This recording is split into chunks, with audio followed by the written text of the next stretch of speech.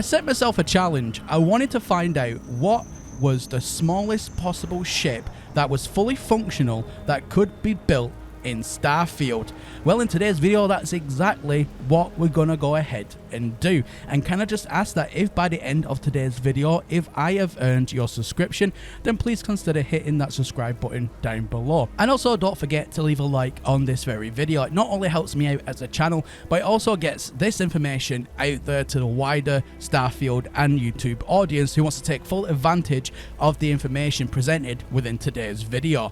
All right, let's get into it. All right, ladies and gentlemen, let's begin. So first of all, I'll show you the ship that I'm currently using. Now, a lot of people would agree that this is a fairly compact ship, as everything that you could possibly want. However, in today's video, that's not what this is about.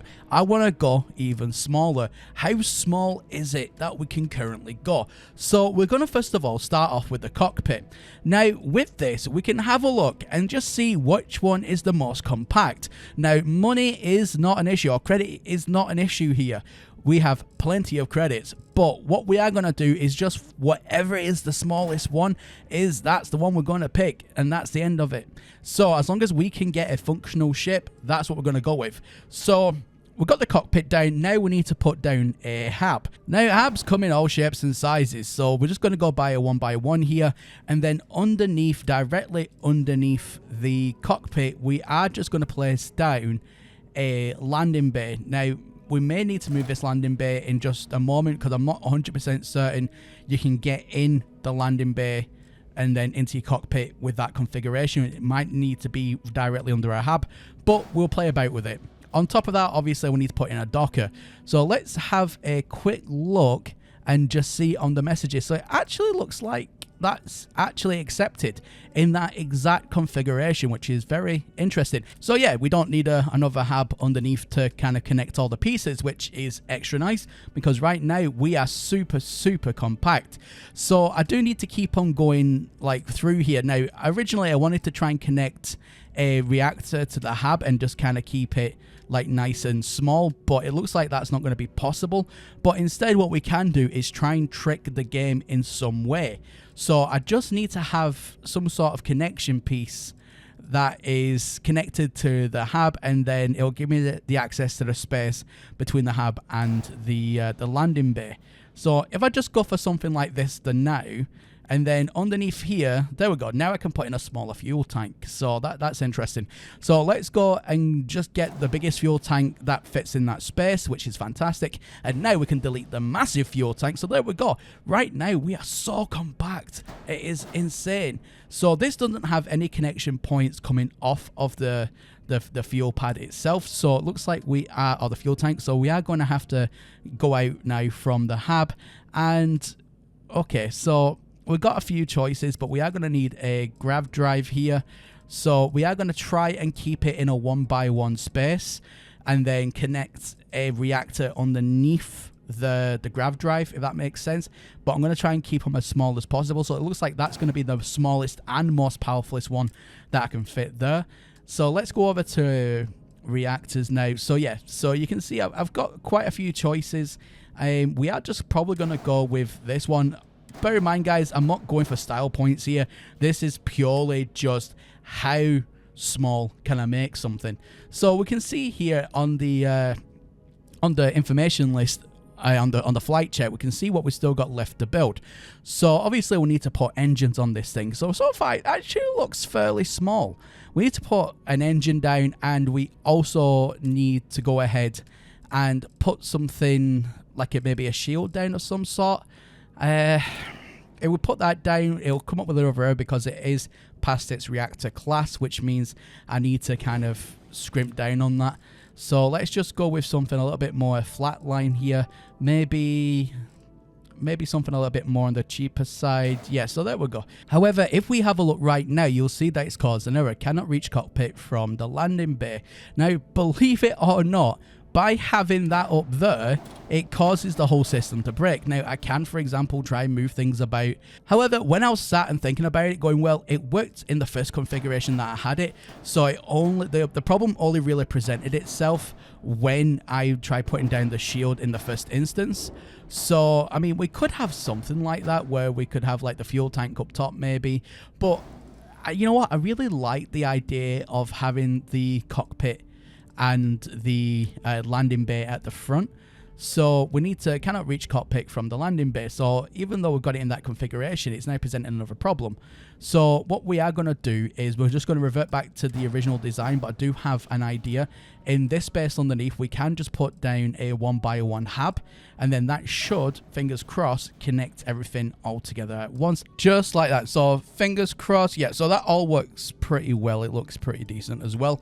So the next thing we need to do is to go ahead and to get ourselves some engines. Now, I have quite a lot of engines to choose from. However, I do need to keep in mind that the class of the reactor will be the limiting factor here. But I'm also, like I said, I'm going for size as well because I don't want an absolute behemoth at the back here. So I want to try and keep it as small as possible, but as powerful as possible. So, for example, I could put down like one of these engines here. But again, look at that. Errors start flying up, and the reactor class is just a little bit on the shy side. Plus that, it's a little bit bigger than what I would like as well. But these engines here give great power to size ratio, and they fit the dynamic of making the smallest possible size. So for me, I've got two options.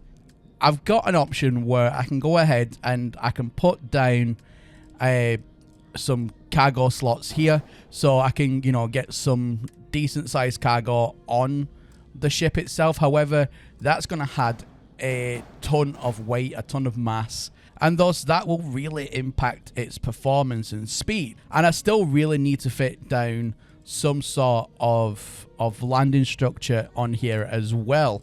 So let's go over to gears. So we need to put down a landing gear. Now, the landing gear does come available in this configuration here, which is actually really nice because what we can do is we can fit that underneath, put the engine on top, thus keeping it really compact and small. And there we go. We've only got 3 warnings, which is brilliant because that's essentially it done. Now, with this configuration, we can do one of two things. We can either have a shield or we can have a turret, because there's no way to have both of them on this configuration, because there is literally no room whatsoever to fit anything else.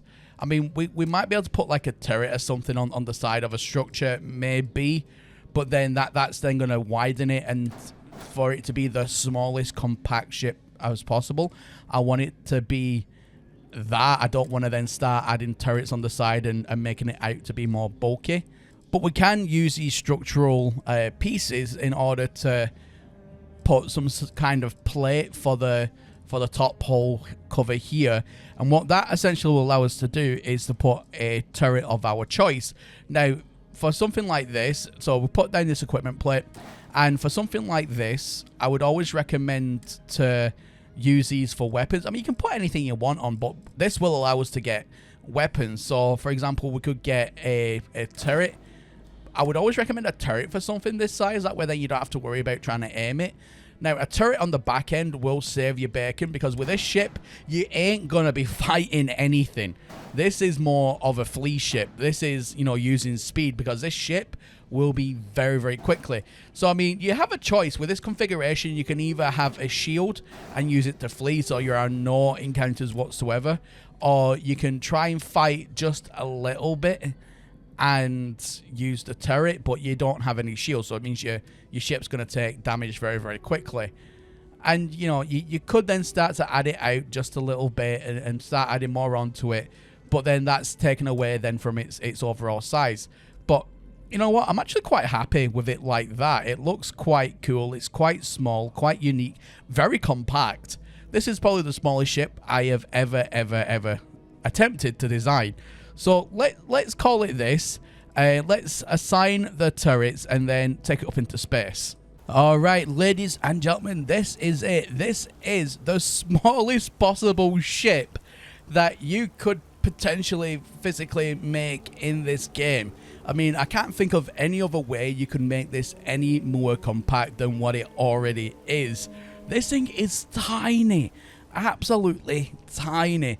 So let's go ahead, board it. Let's see what it looks like on the inside, because I'm quite curious just to see just how compact it truly is. So here we go. We're going to go into first person. Let's jump up these ladders here because I want to see just like what the cockpits look like. What does everything feel like? I mean, you can see just how small we have it when you have an extra pair of ladders sticking down from the ceiling for the docking module.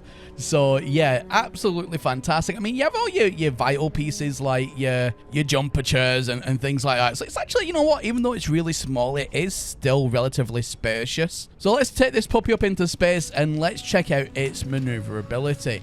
Now, like I said, this ship does not have any shields on it. So with this configuration, you're choosing between a turret and a shield because there's no other way if you want this exact size to fit both on. But, you know, you could extend it out just by one more block and you could fit a shield on, no problems. But that's ultimately up to you. But if you want the smallest of the small, what is physically possible, then you've got to choose between the two. But look at that for speed. Jeez, oh, nearly at 600 in speed. So we're at 576 on the boost, which, to be fair, is wicked fast. It is so fast. So, yeah, I mean, maneuverability, just trying to, like, fly about here is fantastic. It's so easy to move. It gyrates fantastically.